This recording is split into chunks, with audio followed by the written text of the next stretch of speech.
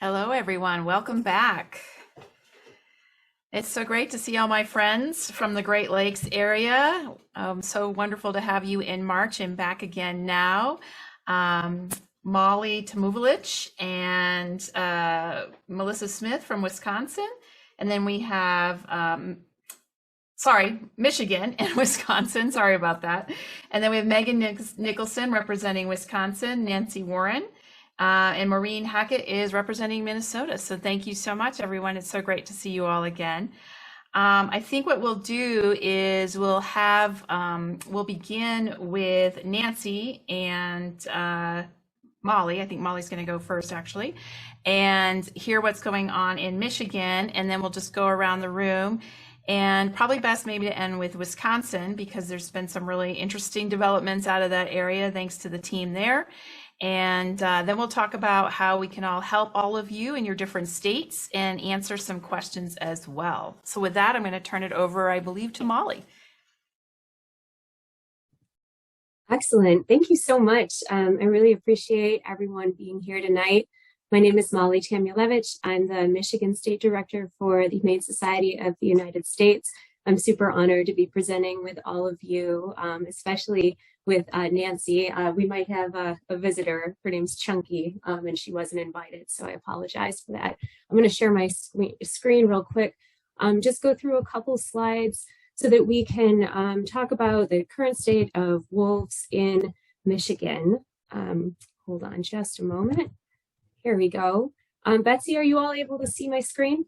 We gotcha. All right, excellent. Great. So just before we begin, just want to reiterate, wolves belong to all Michiganders. Despite what some lobbies would say, wolves belong to all of us. They don't just belong to those who want to hunt them. They don't belong to those who want to trap them. Wildlife is a public trust, and that is part of the North American model of wildlife conservation. So it's an important premise to reiterate, and it's something that we need to keep in mind all of the time.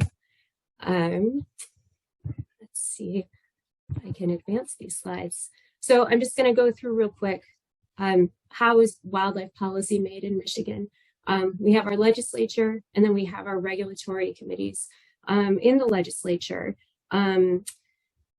well, the legislature kind of abdicated its responsibility years ago and turned the decision-making policies about wolves over to a governor-appointed body called the Natural Resources Commission. The Natural Resources Commission is a 7-member body that consists of folks appointed by the governor and approved by the Senate. And I think that this situation is going to sound familiar to a lot of us, right? That the people who are on that Natural Resources Commission generally represent consumptive interests. And so while the legislature can step in, can still designate a game animal, the majority of power in the state of Michigan lies with this Natural Resources Commission. And unfortunately, the commission isn't necessarily inclined to listen to those of us who hold the opinion that wolves need to be relisted, that wildlife needs to be protected, that we need to work on coexistence plans rather than management, especially lethal management. And so the status quo doesn't necessarily represent the values of the majority of Michiganders, and it certainly doesn't represent the best available science.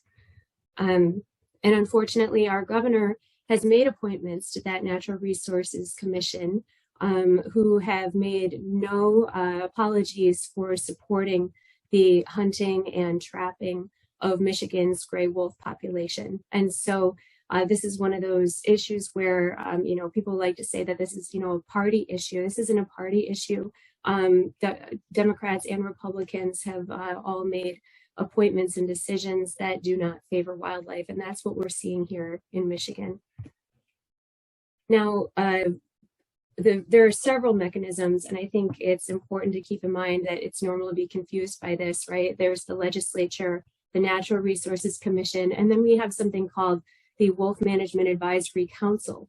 And that council is tasked with coming up with recommendations for our Department of Natural Resources in order to come up with a wolf management plan. And the last revisions to that plan were made in 2015.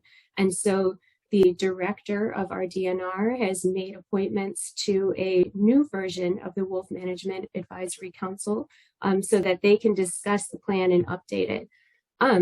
However, there was a short period to apply. There were lots of applicants, and there was no minimum number of people who could be appointed to that council. There was no maximum number of people that could be appointed to the council, and the director chose to appoint the minimum number of people. And these folks here represent statutorily required industries that need to be represented on the Wolf Management Advisory Council. And unfortunately, 3 of these 5 folks represent constituencies or have personally expressed support for a wolf hunting and trapping season. So we see quotes here from 3 of the 5 current members of the appointed Michigan Wolf Management Advisory Council who have actively supported a wolf hunt. So the cards in this case are really stacked against us. And that's largely due to a system that consolidates trophy hunting power and a system that favors consumptive use and disempowers the voices of folks that favor coexistence and non-consumptive use of wildlife. And it also is tied up in a real lack of transparency. And again, this is a theme that I think we're all going to talk about tonight, right? The meetings of this Wolf Management Advisory Council, they're far away. They're not publicly broadcast, so you can't submit comments remotely. You can do it ahead of time, but you can't call in and participate. And the only way to watch these meetings is on the live stream of a hunting lobbying group who is representing conservation interests on the Wolf Management Advisory Council. So there's a real lack of transparency here. And that's something that we're trying to fix, but we haven't really been able to make any headway. So that's why it's so important that we have the voices of the Michigan public involved, because we need to be talking to elected officials, to appointees to the Natural Resources Commission, calling in and writing in to the Wolf Management Advisory Council. There are all of these avenues that we need to be communicating with and accessing and kind of relentlessly talking to about the science, about the values, etc. And so that's why it is so critical that people make sure to attend these meetings, as tedious and difficult as they might be. And we are more than happy to spread information, to give talking points, to help craft letters, to just talk people through the process because it is so confusing. And you can get all of that information here. And always get in touch with me and with Nancy, who's our next presenter. And that is the status quo of things in Michigan right now politically. Nancy, I'll pass it off to you. Thank you so much for that summary. And I'm trying to figure out how to share my screen. There you go. There we go. Up here, slideshow. Okay. One of the things I'm going to do is I'm going to talk a little bit more about the Wolf Advisory Committee and where to find some information about it. By the way, this is a picture of a wolf that was taken on my property. First off, to find information, they don't make it very easy for you to find it either. You have to go to the michigan.gov DNR website, then you have to look for public input, then you have to look under commissions and committees, and then you will find the Wolf Management Advisory Council. And there, though, you can find agendas, minutes, the schedule, and most importantly, how to comment. And one of the things they started to do now is to add presentations onto this website. And the one I'm going to be talking about tonight is the factors limiting deer abundance in the UP as a sample as to what is found on this site. But also, I think this is news we all can use. We also have it posted on our wolfwatcher.org website. We made it a little easier to find it. You just go to our website, resources, predator-prey relationships, and you will find the complete study that I'm just going to give you a synopsis of tonight. And why? Because predator-prey relationships are very complex, and very often it's the wolf that becomes the scapegoat for lower deer numbers, lower elk numbers. They're even blamed for lower fish numbers. I heard somebody say that because wolves eat fish sometimes, that's why our steelhead numbers are down. But at any rate, we all know that. What I'm going to be addressing is this predator-prey relationship and the deer abundance study that was done. And we live in the UP of Michigan. Michigan has two peninsulas, and up in the UP, the upper portion there, the part shown on the map, there was a 12-year study that happened in 3 separate areas, and it was divided up into low snow areas, high snow areas, and medium snow areas. And since 1996, the UP, as we're called, experienced more than 3 times as many severe winters, along with 2 instances of back-to-back and 2 instances of 3 consecutive severe winters. And how severe winters are defined is more than 90 days with more than a foot of snow on the ground. And so what this study found, there were 363 radio-collared fawns in each of these 3 periods, combined of all these 3 areas. And after 16 weeks past birth, they found that the highest predator of the fawns were the coyote, and followed by bear, and then bobcat. Wolves only represented 3.5 of the fawns that were killed during the study period. Now, one thing to keep in mind is we have a lot more bears and a lot more coyotes on the landscape, and a lot less wolves. We have less than 800 wolves in the UP, and we have 15,000 bears. So bears were the #1 predator of the fawns. When you look at the wolf, the adult does, the adult female survival, the greatest impact has been on the wolf. And this slide is what all the hunting groups are using. They're saying the annual adult female survival, it's the wolves that are killing all the does. Bears have very small impact, bobcat 1%. But there is a much bigger part of the story. So why is it that wolves are killing more does?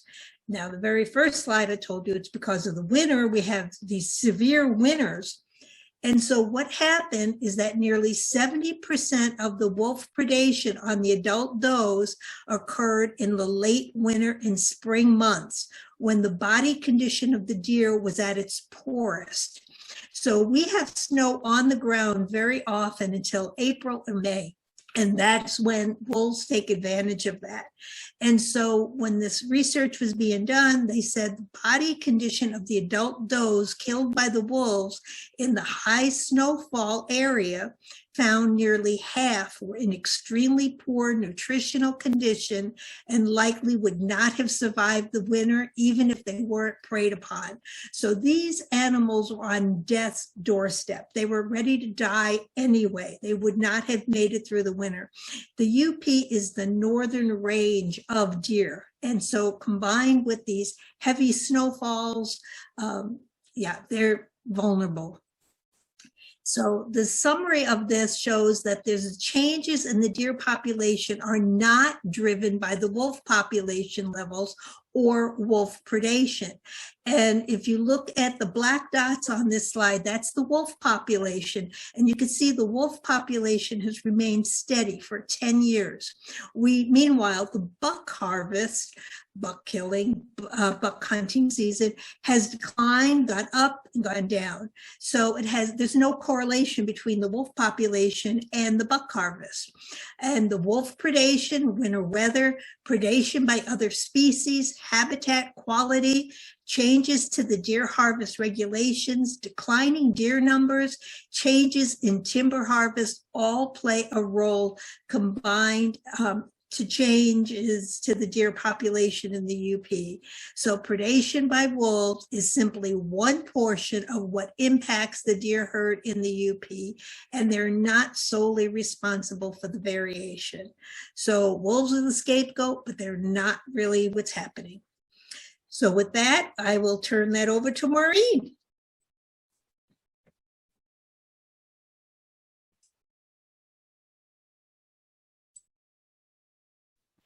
Okay, so I will, okay.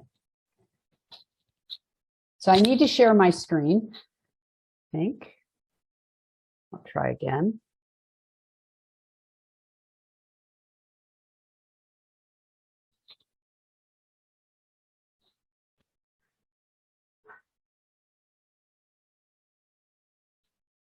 Okay, I'm assuming everyone can hear me. Yeah, open the chat, make sure. Yes, okay. I'm Maureen Hackett, and I founded Howling for Wolves, and today I'm going to speak to you about Minnesota Wolf and a little bit about just overall about the wolf in Minnesota, and then about what we do at Howling for Wolves and what we're working on. We're very fortunate this year because we don't have a wolf hunt that we're fighting, and I'll discuss that a little bit more. What we like to say in Minnesota is that we're home to the largest and original wolf population, and by original we mean the population in the lower 48 that never went extinct. We do find that people are affected by this statement. They realize, oh, there's a significance to the Minnesota wolf. And it helps to explain to people why when politicians say we have so many wolves, we need to say, well, actually, it's important that we have a lot of wolves because our wolves are kind of the seed population. We'll talk a little bit about wolf numbers later too, but it's important for people to know, really, it's very important that Minnesota wolves are in abundance and doing well. They're a critical part of the ecosystem. I think everybody knows this. And for vegetation growth, we now have data. There is a paper out of Wisconsin that showed where wolves were repopulated in Wisconsin. They had more plant variety and quantity in their forests too. So it's not just the Yellowstone science that has shown this, but there is actual science from the Midwest. We all know wolves are very social and intelligent, and that killing wolves disrupts wolf packs. And what we like to say is that killing wolves of any type of killing, whether it's a public hunt or illegal killing or even killing in retribution for livestock conflicts, creates unstable and unpredictable effects. And you know, we let people know this could actually create more wolf livestock conflicts, more problems, or even create problems between wolves and surrounding areas. And I think one of the messages that has really been getting out is that really any kind of killing, legal killing, is resulting in more illegal killing. And I think we all saw that with Adrian Trevis's work. And it's important to keep emphasizing that we really can't, governments and agencies really can't control killing. And we have to instead be a role model and not use wolf killing. So I just thought we'd go through some numbers here just because I think it's very kind of interesting and cautionary. In Minnesota, we have it's called a trend indices, or a way of estimating wolf numbers. And if you ever are interested, we have a 3-minute video on Howling for Wolves called Miscounting Minnesota Wolves. And it tells you how these numbers are created, I would say. It's not all fiction, but it is just trends. And so when people talk about the difference between numbers, you have to realize that it's not as precise as it may sound. But the average midwinter pack size for the wolf in Minnesota has dropped pretty consistently since the first massive wolf hunt in 2012. We had 3 hunts between 2012, 2013, and 2014. And our pack sizes, the average pack size is now down to 3.6 wolves, whereas it was at 5.6 back in 1988 and held around, just kind of gradually dropped in size. and was around 5 right the last time the wolf was estimated before the first hunt, which they did not do a baseline survey before the first hunt in 2012. So the last estimate before the first wolf hunt was in 2008, which we'll talk about that. So we had a wolf trophy hunt, as they call it, in 2012 due to politics. And we even had a email from one DNR personnel to another that we discovered on a FOIA at the state level, a Freedom of Information Act at the state level, asking for all data regarding the wolf hunt. And one senior member of the Department of Natural Resources staff basically wrote that after much consideration that they owed the wolf hunt, where it would have been better to wait and get better numbers, but they owed the wolf hunt for their primary clients, the hunters and trappers, and the secondary clients, the livestock producers. They actually put that in writing. So while we had a 5-year moratorium on any wolf hunting back in 2012 or 2011, before they lost their endangered species status, the law said there would be a 5-year moratorium on wolf hunting. Well, that was removed in law prior to that original delisting in 2011, which resulted in those 3 consecutive hunts before the wolf was placed back on the endangered species list. So I think I skipped a slide there, but from 2015 until 2021, the wolves were listed as threatened. Let me see if I can get back to that. Yeah, here we go. They were listed as threatened. There were lethal options available anyway. Wolves were killed for livestock conflicts in large numbers, actually. And we know through discussions with the U.S. Department of Agriculture's Wildlife Services representative, the person who does the trapping, that when a wolf livestock conflict is confirmed, he will trap out for as long and for as far out as he can legally to kill as many wolves as he can. So you will see in 2020, 221 wolves were killed for 83 cows and calves on less than that number of farms. So we do also know that he has a budget to kill about 200 wolves a year, and somehow he manages to kill 200 wolves a year. So now that was when they were listed as threatened. Now that they are no longer listed on the endangered species list, wolves can be killed for many reasons, including just to protect property in 2/3 of the state, meaning there doesn't have to be a violation or an allegation of a livestock conflict or a pet conflict or anything. If someone just has to want to protect their property, there doesn't need to be prior notice that they're going to kill the wolf. And we've had some difficulties tracking what our state is doing to monitor wolf killing. We were very fortunate in 2014 at the state legislature to get a law passed that requires the state of Minnesota to list every known dead wolf on the Department of Natural Resources website. And the reason we did that is, in part, we know that the wolf numbers are just an estimate.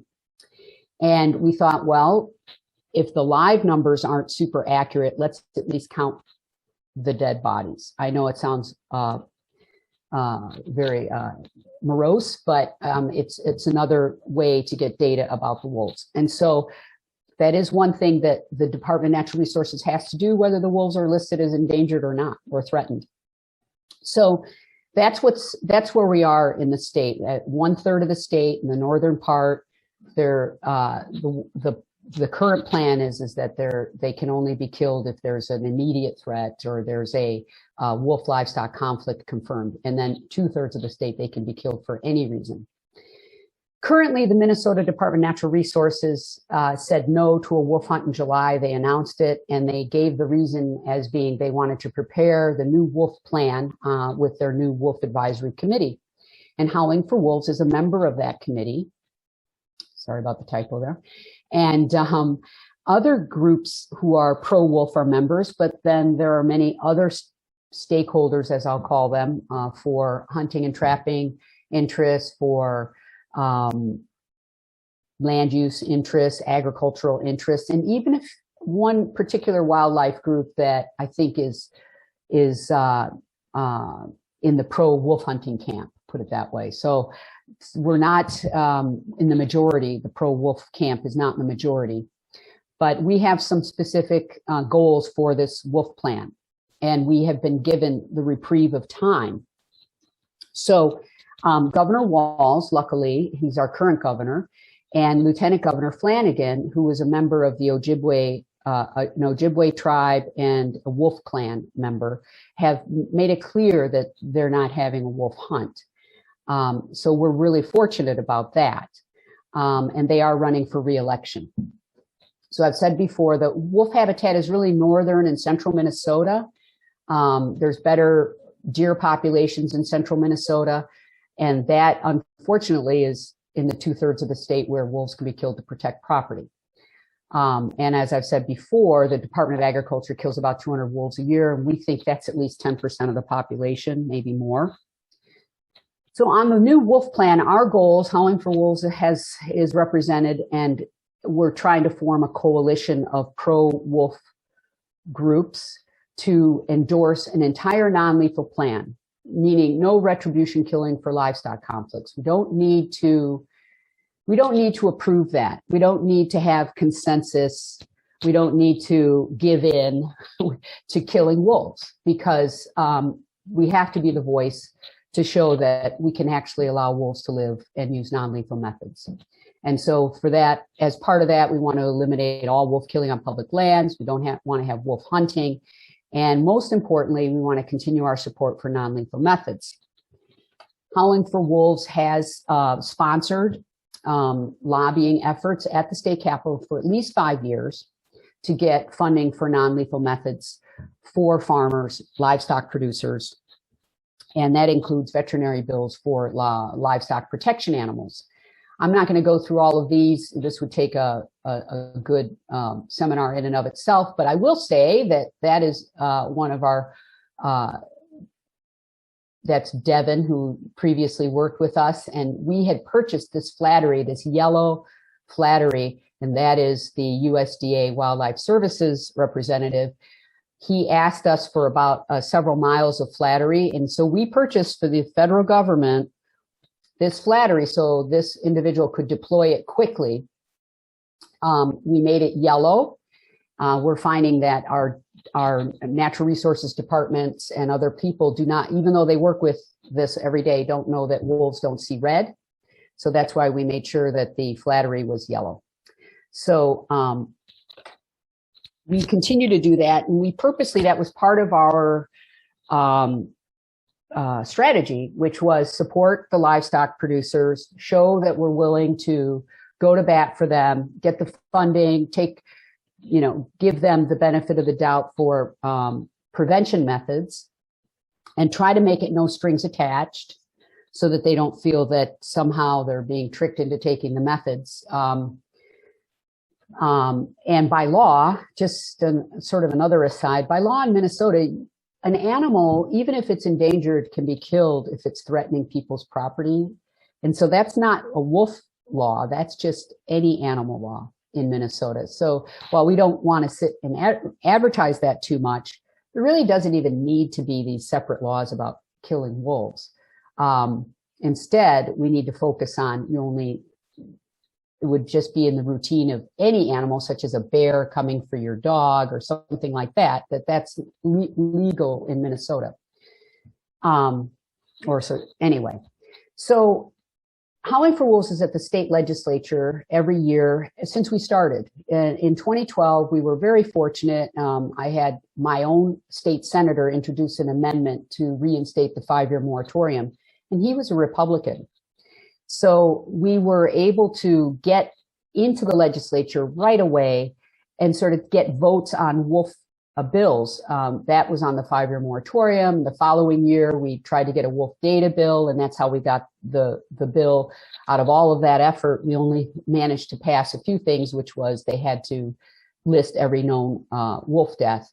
And so our legislative tactic is to constantly have bills at the state legislature, to constantly push issues that somehow protect the wolf. One year, several years, we've tried to pass a bill, and we got pretty far with it. requesting permission to trap on private lands. And the pushback from the trapping organization was educational for the politicians themselves, because they could see that their reasonings were bizarre, that they didn't want to ask people permission to trap on private lands because it would have slowed them down. So our goal is to continue to push at the state legislature. We have an action fund to do that, which is a 501c4. And I would say that that's probably Howling for Wolves' main tactic and main mode of operation, which is to get laws passed and as much as possible. So our first priority is to remove I call it the permissive wolf trophy hunt, meaning that the law says that the Department of Natural Resources may have a wolf hunt. So they don't have to have a wolf hunt, but it's automatic. It's on law that they don't have to ask permission and they could have a wolf hunt. But it's not mandatory like it was in Wisconsin last February. We also want to continue to support livestock producers. We have to use that more as a term, and we agree with some of the terms that have been requested to be used, such as livestock producers instead of farmers. But anyway, we want to continue to support the livestock producers with preventive, non-lethal strategies, and we want to minimize wolf killing through trapping and snaring bans. Many years we've tried to ban snaring, and we will continue to try to work on that. I think some Native American tribes are concerned about our anti-trapping stance, but we're pretty unapologetic for that. And we also know that on tribal lands, they can determine whether trapping or snaring occurs separate from what happens on public lands in Minnesota. So that's really about it.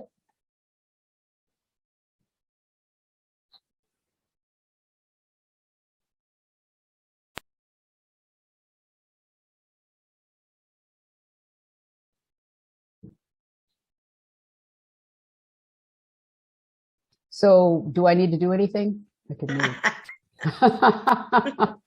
Melissa, I think you take it on.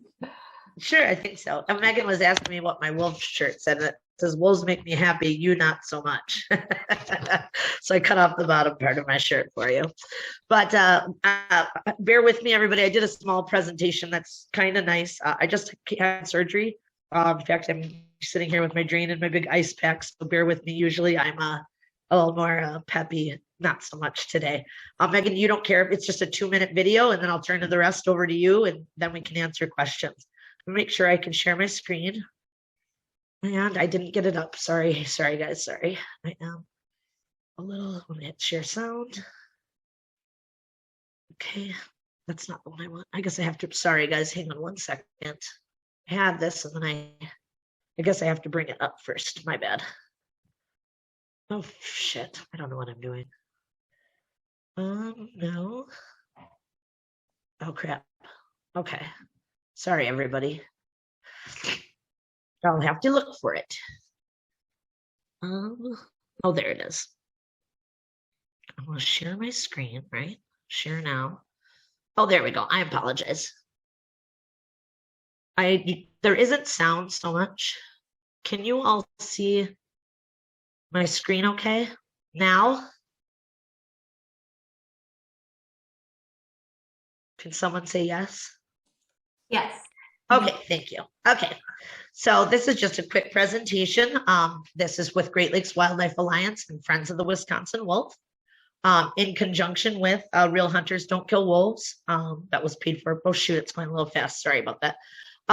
So our big update is that we won a temporary injunction and blocked our Wisconsin fall wolf hunts. It is a temporary injunction. So before people are like, oh, it's temporary, there's a lot that has to be done. And I kind of shared this little piece here that they have to have a new wolf management plan and get rid of the emergency rules. And we can go into asking questions about that. But I thought it would be nice. Here's the thing. So in accordance with the court order, the department's ongoing plans, there's me making a call to Hunter Nation. congratulating them on their win because I'm petty, but I thought I'd stick that in there because it was funny. You can see I'm quite happy on that day. But I thought I would show you the wolves instead of dead ones, the live ones that you guys have helped saved. This is a wolf that Abby Fergus and I recorded up by Lake Superior on Bad River. And it's just going to be a series of wolves until my last slide. So I thought you might like to see a live wolves that you helped save instead of the dead ones that you probably have seen.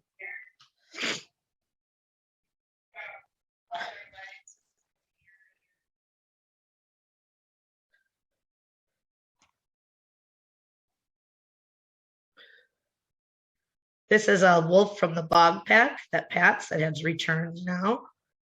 This is a wolf at Necedah Wildlife Refuge. These were all taken after the February hunt by our members. So I thought that was really kind of neat. I would have put cool music, but I didn't.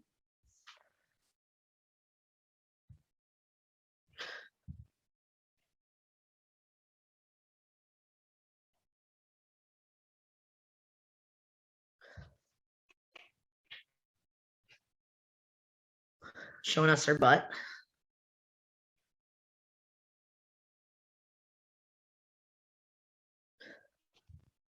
And these are some tracks that I found shortly after the hunt, so they didn't get them all.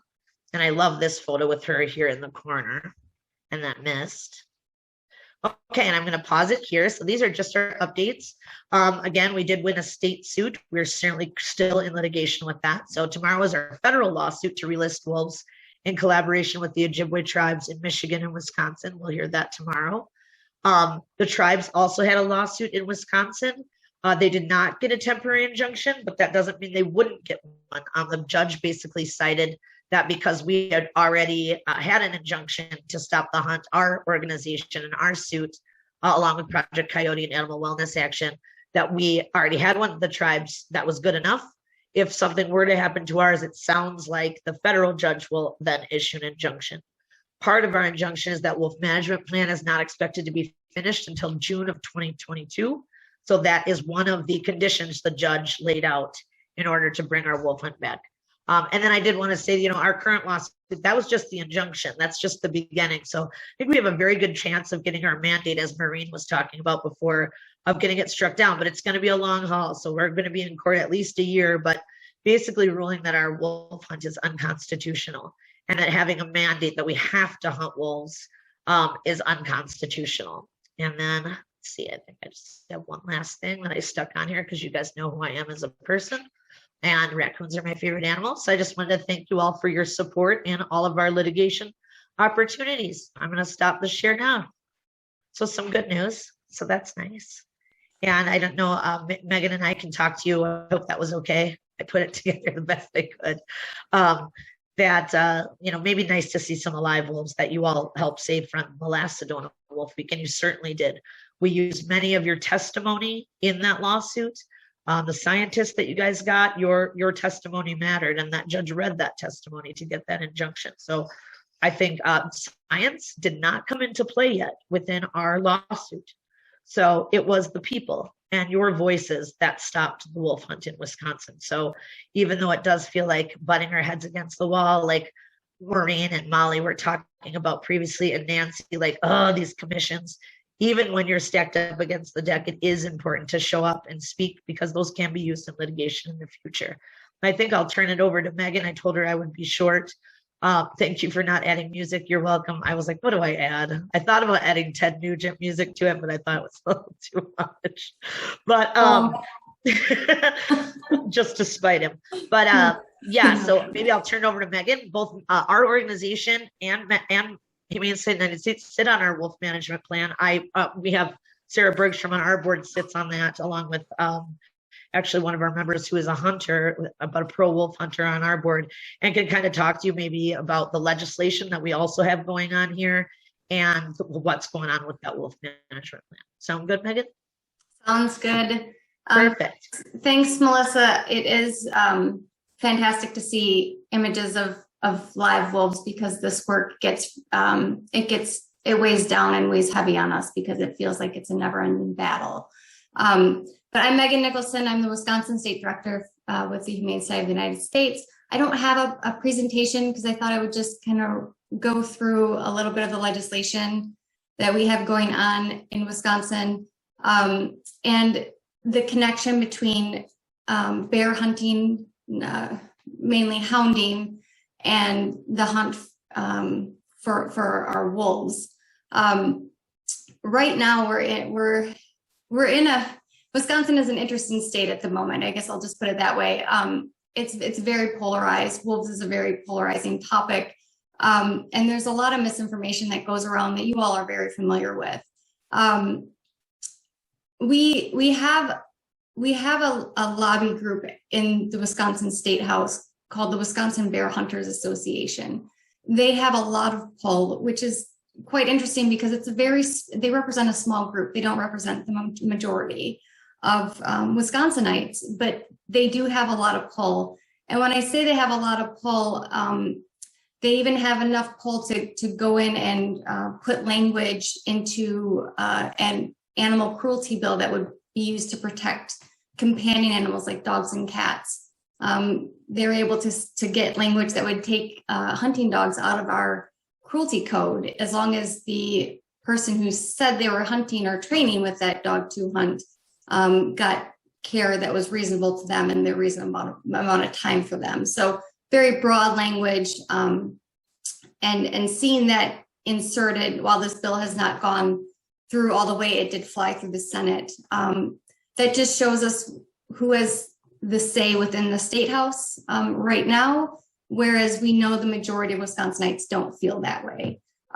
We also have a bill that was put forth by a Democratic senator, Senator Carpenter, that would ask for a simple change because, as you may or may not be familiar with, Wisconsin has a mandated hunt for wolves if they're not listed on the endangered species list or state endangered list. So the language that this bill would do, it would remove the shall have a hunt to allowing the DNR to may have a hunt. It's a one-word change, very simple. We had good party line support of it when it was introduced. Of course, it has not gotten a hearing. The way that works in Wisconsin is there are certain members that can decide what will be heard in what committee. And then after, if it does get a committee hearing, then it would go to the floor if it gets scheduled. Those things have not happened. I can't see that they will happen. But it's a good point to show your elected officials that this is something that constituents are asking for and they're not listening. And they're in office to represent you. And even if they don't agree with your opinion, they need to hear from you. And I will back up and say that if it wasn't for everybody who participated in these natural resources board meetings, we all know that they are not easy to sit through, right? And Melissa's group did an amazing job getting people to come to those meetings over and over and over again and speak what they felt and take some pushback from some of the members and hold their ground. I was so proud of them, but they have to hear from us. And as wearing as it gets, we have to keep fighting and have to keep educating the public that what they're seeing about wolves in regards to deer, in regards to people trying to take away hunting forever if we're trying to not hunt wolves is absolutely false. I think a lot of times we get stuck in the science.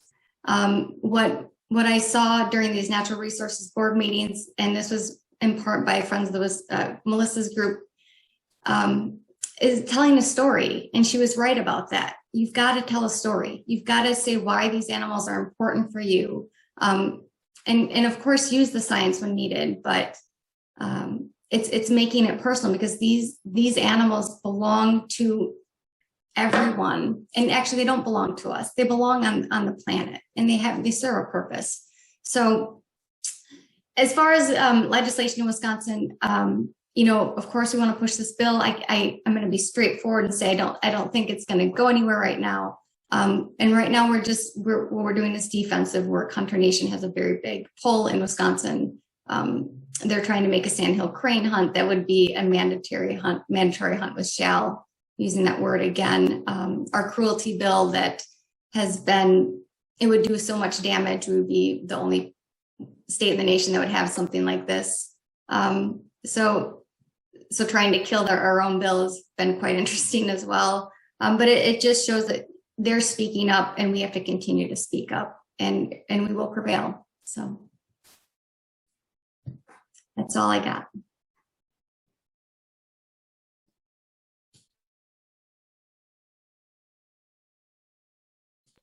Yeah, I'll just add to Megan that if Hunter Nation isn't coming to your state, it's kind of like what happened when what we saw in came Scott Walker and friends came to Wisconsin, and then they took it national. I have no doubt that they are using Wisconsin right now as a learning opportunity to what they can do, and really truly treating our state like the Wild West, like no laws, captive penning, captive shooting of animals. They've introduced a whole bunch of bills.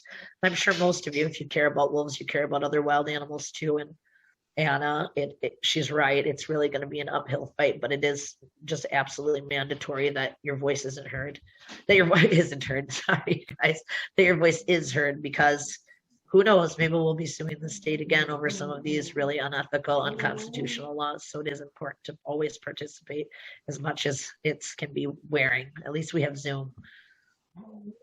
And to close it out, I just want to say, right now, wolf would have been hunted at this moment in Wisconsin if it wasn't for the lawsuit. And I'm just so grateful. So grateful for all the groups that came together, because I couldn't be here tonight. I wouldn't have mentally been able to handle it. I don't think many of us could have. So thank you. And we'll keep fighting. We will keep fighting. Yes, thank you so much, Megan. And I believe I can speak for the thousands of other advocates. What happened in Wisconsin is definitely going to propel us forward and show that just consistent persistence of messaging and being a voice and keep going even when it feels like it's a bit helpless pays off. So I thank you for all that you guys have done, but also for continuing to inspire me as well. So I greatly appreciate that. I did have a couple of questions, if you don't mind. I'll get started, then we can take a look at the chat. Maureen, I actually wanted to talk to you about with Waltz and Flanagan coming up for re-election, right? And you having a 501c4, I'm going to assume there's some rallying behind their efforts to get re-elected. But do you think that they would ever change their mind about having a wolf, quote unquote, hunt? I actually can't stand that word, but. I don't think so, but I don't think it's I wouldn't bet money on it, but I don't think they're going to change their stance. They were so public about saying that Lieutenant Governor Flanagan was a member of the Wolf Clan.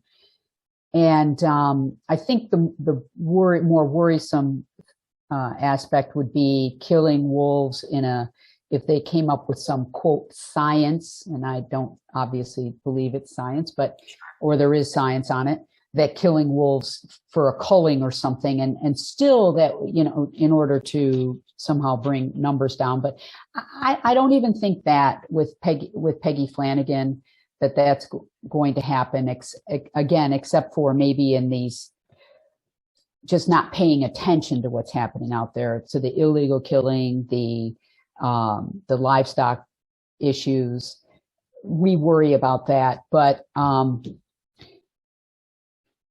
I think for the most part, our goal is to stay close with them. Mm-hmm. And one of the reasons Howling for Wolves has been, I think, successful is that we've been working politically for a long time, and I gave the wolf a lot of my political capital. Like the reason I got the meeting with my state senator wasn't because I was a member of his party. It was because I was a constituent and because I had run for office like 2 years before that. So I had been in the public light. He knew I knew what it was like to at least be in a little bit in politics. So despite us being on different sides of the aisle, I was able to talk him into putting this moratorium amendment in. And it's, I haven't had that much luck since with the other side of the aisle, but we had a little, I don't know if people are aware, but in 2019, in the spring, we had passed in the House, the State House, a ban on wolf hunting by one vote. Yeah, amazing, huh? And now that bill did not get forwarded to the Senate because we knew we didn't have the votes there. So we didn't want to take the defeat. But it gave the governor cover. And the press asked the governor, well, what do you think of that bill? Because it passed on the floor of the House by one vote. And some of the people who voted for it were not people that I had ever convinced before. One in particular who changed his vote in the last 30 seconds, which gave us the one vote win. He was a Democrat, but he was never in the corner of the wolf. But I think his constituents made it clear to him that they didn't want a wolf hunt. And he's in an urban district, and he needed to listen to his people. Anyway, so that was a huge change from starting in 2012 to not even being able to get a moratorium, a 5-year moratorium, to getting a ban. And what was even more interesting was that the House representative who introduced the ban bill refused to compromise with me. And I thought, okay, I'm going to take his gut feel, because I said, do you think we should ask for a moratorium? And he said, no, that's just a clock running to start a wolf hunt, which is what I'd been telling him for years. But I was chickening out, and he said, no, we're going for the whole thing. And so he got it. And he said, we've come a long way in 6 years. So that's I don't know, did I answer the question? You did. Yeah. And, I hear not just from this roundtable, but from everyone, right, that we're fighting this fight on the immediate fronts, but what are we doing in terms of looking at politically people in places like our legislators or on these boards or these commissions in 2022, 24, 26? We need to, there's a lot of very powerful anti-wolf lobbies out there, and we need to start queuing up our people, right? We need to start figuring out who we're going to back with our 501c4s. And didn't know if any of you had any thoughts on that in particular. Molly does. I need to clarify something. Sure. A 501c4 is for legislative and lobbying efforts, but it's not a PAC. It's not a political action committee that gives money to you're right. And so we're frequently careful in terms of telling people these are the wolf. These are politicians who are pro-wolf. These are, we can do that, but we actually can't work on their campaigns. Correct. Yeah, but we can utilize our 501c4s to back people or promote people who are in the same camp as we are when it comes to. You could do that with a 501c3. Yes, I know, but my people always caution me how much. That's lobbying stuff, 15%. Anyway, but I actually have to be careful even with the 501c4 at the time of elections. Yeah. So. Molly, I think you were waving your hands to answer that question. I was, I do have some thoughts about that. So I can only speak for the process here in Michigan, but we have so many boards and commissions, right? There are a couple hundred boards and commissions, from the Soybean Advisory Council and the Asparagus Council, the Sugar Council, to veterinary boards, to really powerful groups like the Natural Resources Commission. And so there's one designated person within our governor's office who's tasked with finding nominees for all of these commissions. And some of them are relatively low stakes. I don't want to speak for the sugar board, right? But I feel like that's a pretty niche interest, and that's controlling like a very, specific industry. But when you get to these boards like the Natural Resources Commission that have so many powerful stakeholders invested in this very small number of people, the stakes suddenly get very high. And so things that we can do, and they have to get Senate approval, right? So it's just a convoluted process, and a process where there are a lot of checks and balances. So even if we have a governor who has, say, the best possible intentions, and she appoints really pro-wildlife folks to this board, the Senate can still block her appointments, and the seats will probably remain empty. So what I would suggest to people is that they kind of do a multi-step process, right? They need to talk to the governor or whoever is making the appointments at the top and make sure that they say, I'm aware that you are putting people on these boards and commissions, and I want you to represent my interests. So make sure that they know that you care about the appointments. I would also take the time to figure out who it is who staffs those appointments so that you can develop a relationship with that person and make recommendations. Because I've had that person reach out about veterinary appointments, and other maybe less contentious boards and commissions.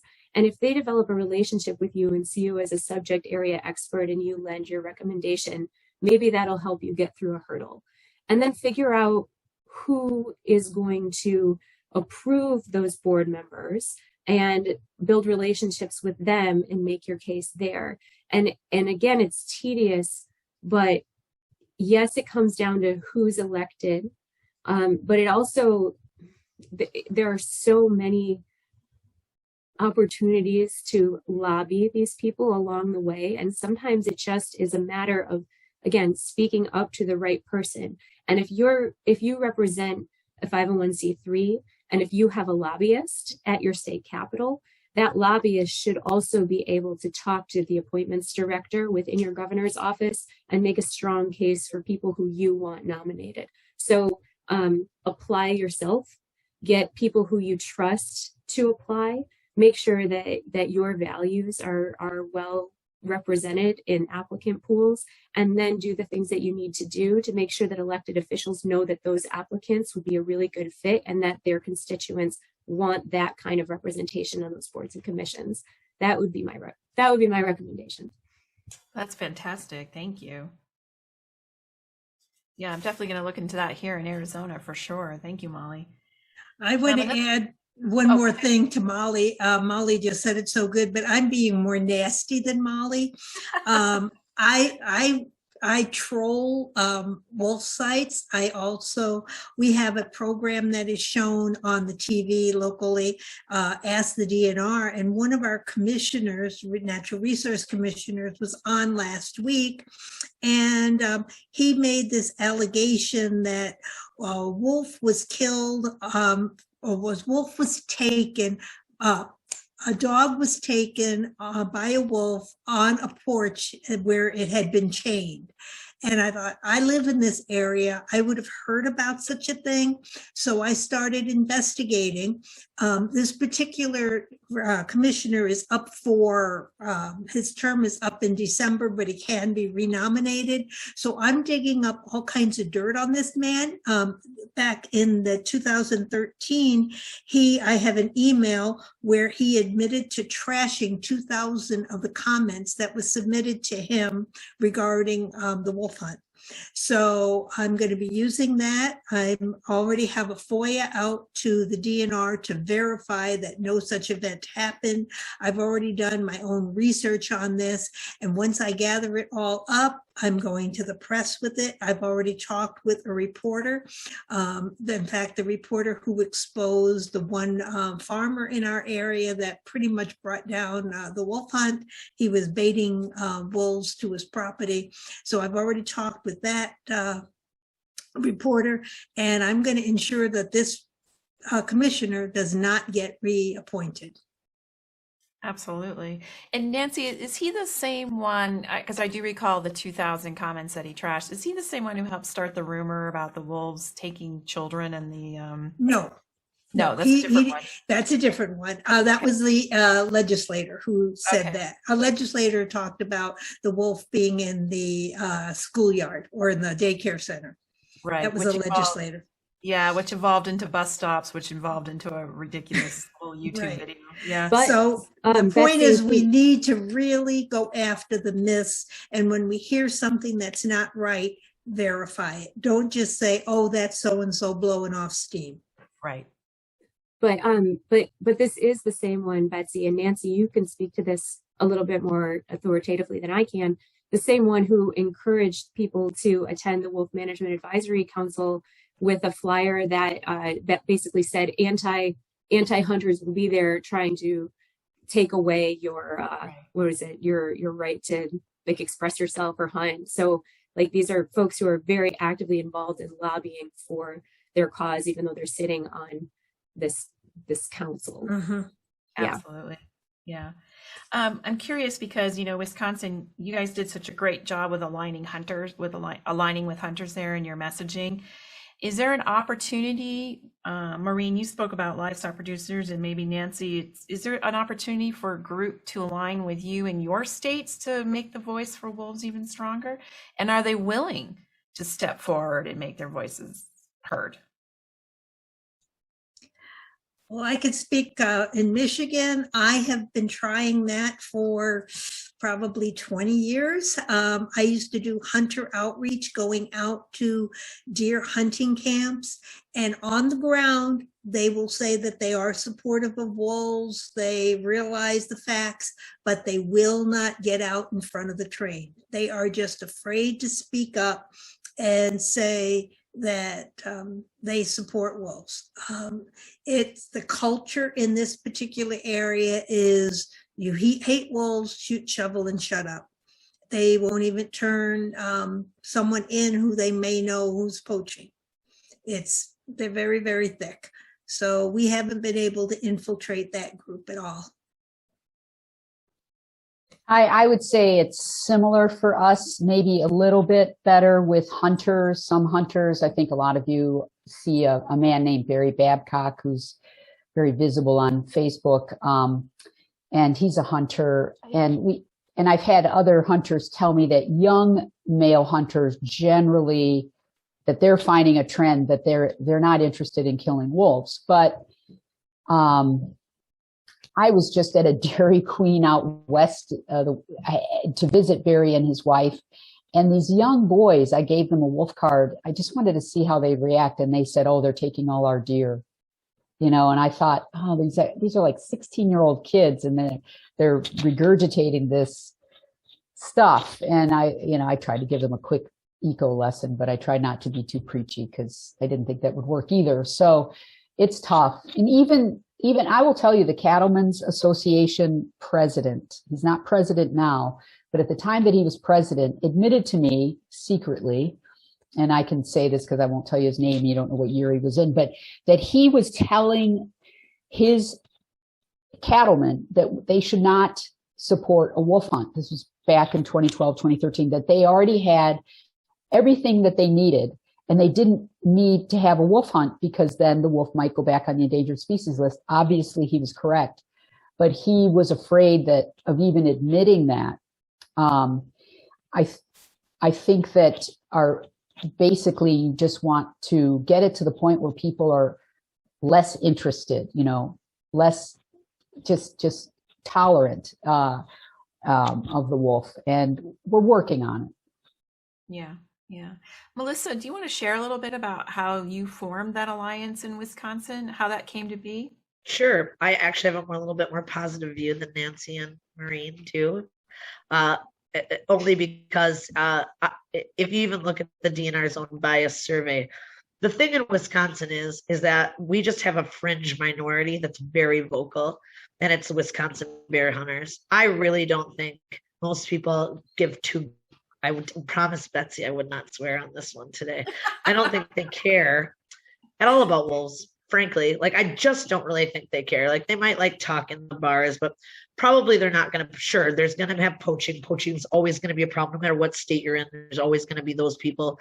Yeah, no offense, but as older boomers die off and younger people come, we're already seeing a change in demographics in rural areas, higher education. Well, maybe I don't know, maybe things are going crazy since Trump, but I have a more positive view that people in rural areas, especially in Minnesota and Wisconsin, and maybe Michigan too, we've had wolves now for 25 years.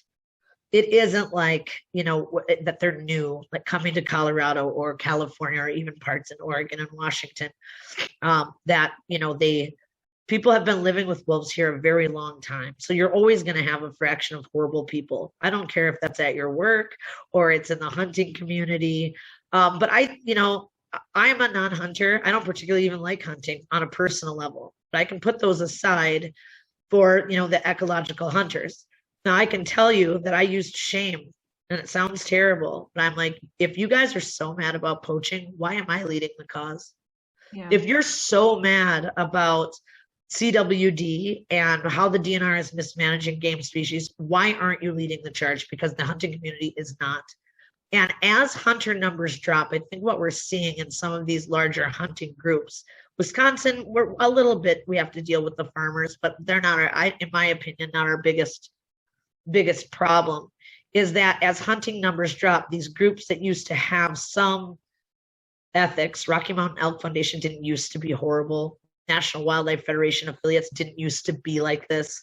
The Wetlands Association, some of these groups have really, to keep their funding up, have had to cater to this lowest bottom barrel type hunter, which most hunters would never agree with, like hounding of wildlife and some really egregious trapping. So as much as this has been horrible, February was horrible, I think, unfortunately, that something like that needed to happen. And I hate that I think that, but hunters saw what hunters do, I think, for the first time, saw what we've been seeing for 10 years. And we've been saying, this stuff's going to happen. They're going to use dogs. And this is going to be bad.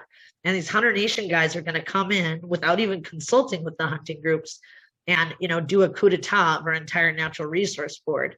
And I think finally they're like, oh, yeah, I guess you guys were right. So I think it really is just a very loud fringe minority of hunters. I don't think the regular guys are really that bad.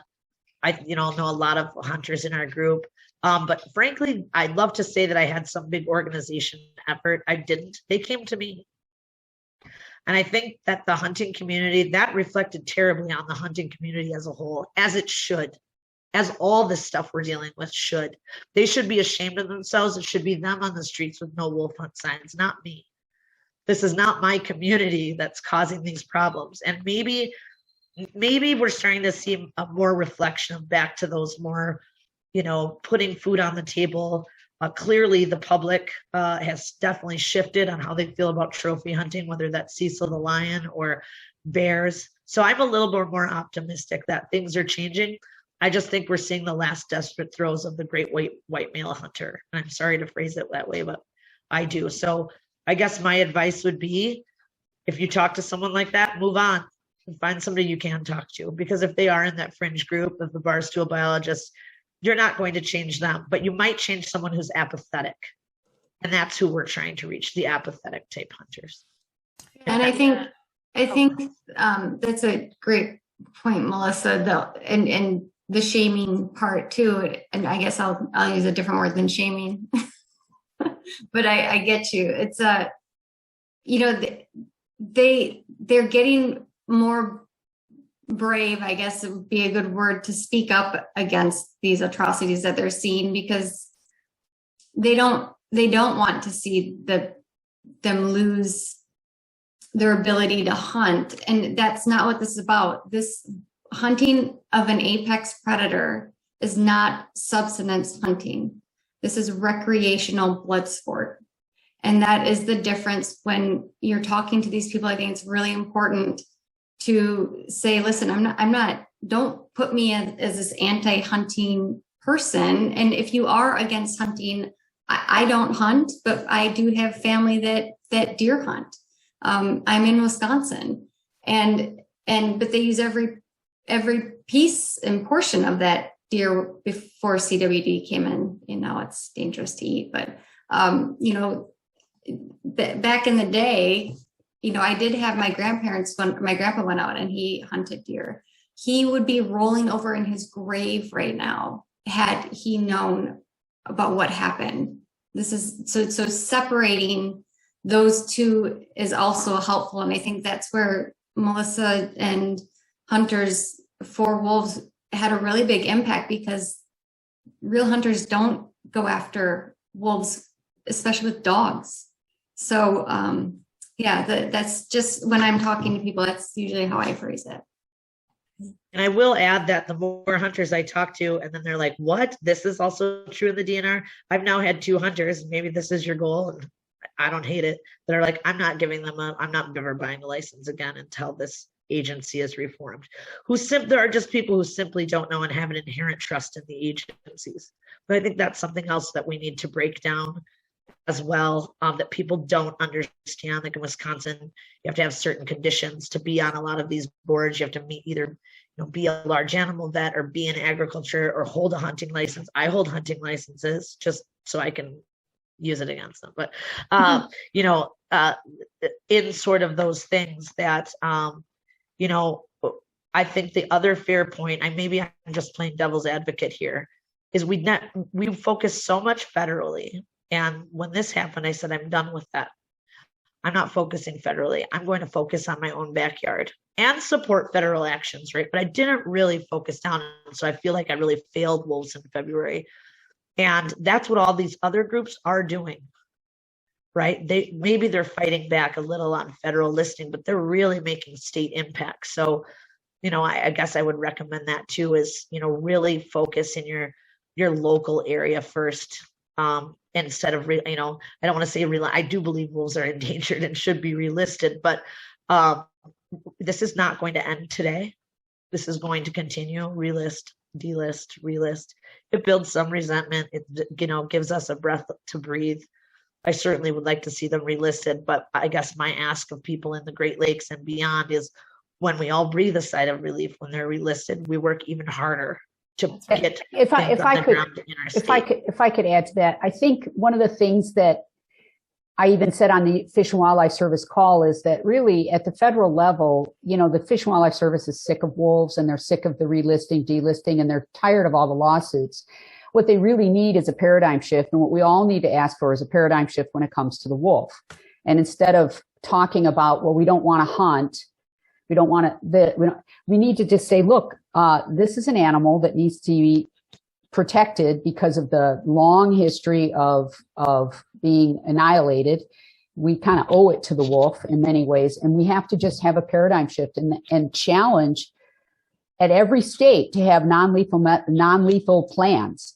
And maybe that's where we have to figure out how funding can come in another way to these federal agents or these state agencies, because they're always claiming to be reliant on these hunting licenses. And there's no way that non-consumptive, non-consuming or whatever non-hunting public can actually contribute to these populations and to this, departments without killing something. And there's got to be another way. I know we have license plates and things like that, but we've got to figure out a direct way. Like we wanted to be able to buy licenses to not kill a wolf, but instead they make these hoops that you have to have a prior deer hunting in order to buy a wolf hunt. And they make it very difficult for people who actually want to enjoy a wildlife without killing it.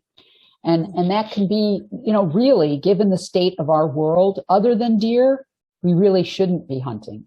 The deer, we're actually purposely populating for deer hunters with more deer, which is actually bad for our forests and bad for our health. And it's the timber industry that likes that is hand in glove with the deer industry and the hunting and the snowmobiles and the land use issue. Anyway, because deer like newly formed timber, they like cut forests, that industry and deer hunters get along really well, and they fund, I think, a lot of what our state agencies are doing, and we've got to figure out how do we fund it differently? How do we break that relationship a little bit? Yeah, I agree with that. We are just about the end of our roundtable, guys. This was an amazing discussion. Does anyone have any closing comments? Anything? I have one comment I wanted to just add and piggyback onto something that Melissa said. We are not going to change the minds of some people. We just have to accept that.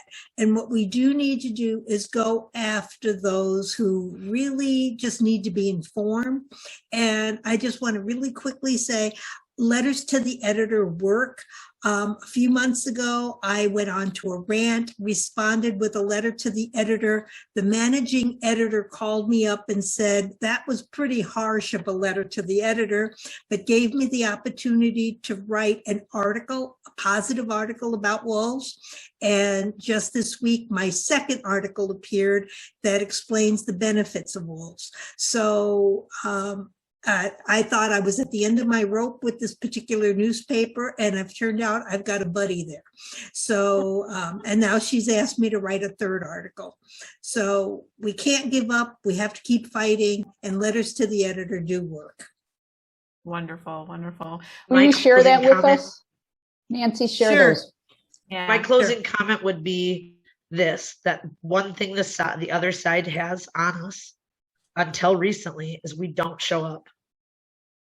We Right. don't show up in the numbers that the hunting community shows up in. Mhm. And I don't know why it is when we love something, we show up less than when we hate something. Right. But it just seems to be the case. So I would just really encourage you there, like Molly was saying, I learned how to sign asparagus, right? Because there's an asparagus committee. But you know, you don't have to go to everything. Go to groups like ours or Wolfwatcher Humane Society to find out where, you know, I could sit here in meetings all week from 8 to 5 on wildlife meetings in Wisconsin. You know, pick, you know, your top 5 concerns. I'd say, you know, find out from, you know, Maureen or Megan, Molly, Nancy, or I, which meetings really matter for you to get to. Because some will be like, because you don't want to get burned out and overwhelmed either, but you got to show up, because if they're there and they're there all the time, and granted, a lot of them are retired older people who have the time and a lot of us aren't. But with Zoom, you can certainly, there's always written comment if you can't attend these meetings. So please reach out and we can, you know, we've got a whole calendar of good fun times at the DNR, basically is the name of the calendar, Yeah. where we can tell you, you know, when the next meetings are coming up and where it's really, you're going to make the most impact with your voice. And Yeah, just piggyback one more thing. I know Betsy, you're almost done, but on Melissa's point, exactly showing up. You can also email the DNR, those agents, those wardens, all the large carnivore specialists, whoever is in charge of these things that you can find on your state website, or one of us can help email them and respect and ask for a response, because they are the state agency. They work for you. That's and right. they will Absolutely. respond. And when we get some of these FOIA requests and we see the email communications, it's like, well, you're giving them all this information. Well, I guess I'll just have to start emailing you and asking the same thing. So know that you can do that. And if they don't respond, you follow up and you expect a response and you get it. And that lets them know you're watching and you have a voice in how this works as well. So That's a great way to end it, Megan. Perfect. Yes, that we have a voice. Wonderful. Oh, incredible panel, you guys. It was so great to see you all again. And hopefully we'll do this on a regular basis. And please let us know how we can help, either being a resident in your state, or if there is a way that we can comment as non-residents, and we will share action alerts beyond this chat on our Facebook pages from now until eternity, because Melissa says this is probably never going to be over. So amazing panel. Thank you very much. We're going to go ahead and end this. And we're going to take a 15-minute break.